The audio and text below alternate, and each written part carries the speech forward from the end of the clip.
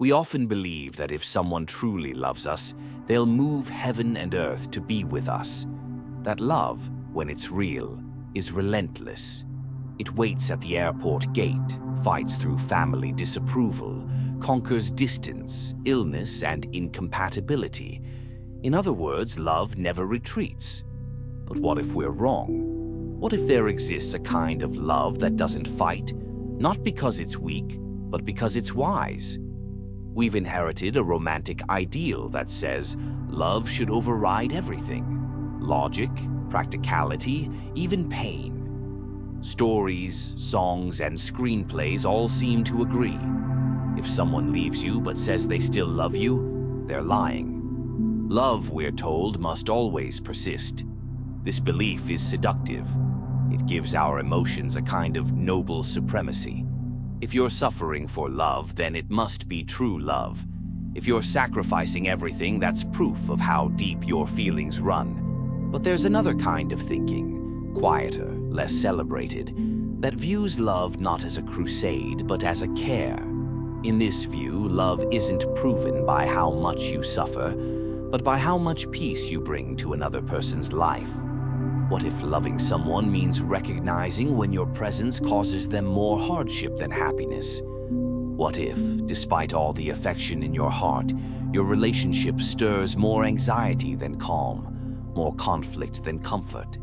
We don't often make space for this possibility. We're conditioned to think that if a love isn't working, we must simply not be trying hard enough. That if we walk away, it means we never truly cared. But sometimes walking away is the most loving thing we can do. This isn't about cowardice or convenience. It's about self-awareness.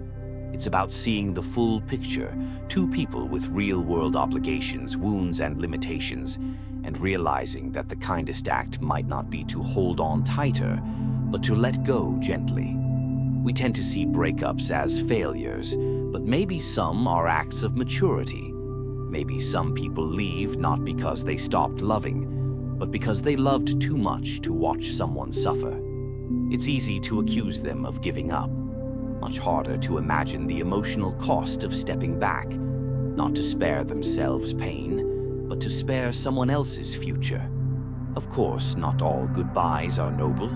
Some people do leave out of selfishness or fear, but not all departures are betrayals. Some are quiet, private acts of devotion that no one applauds. We should leave space in our understanding of love for these moments. Moments when someone says, "I love you, but I can't stay," and truly means both. Yes, it's beautiful to fight for someone, to move mountains, cross oceans, and face the odds. But maybe it's even more beautiful, more rare, to know when staying would harm the person you adore. Not all love stories need a dramatic reunion to be real. Sometimes the greatest love is the one that says goodbye, not because it gave up, but because it gave everything it could, and then chose to step aside with grace.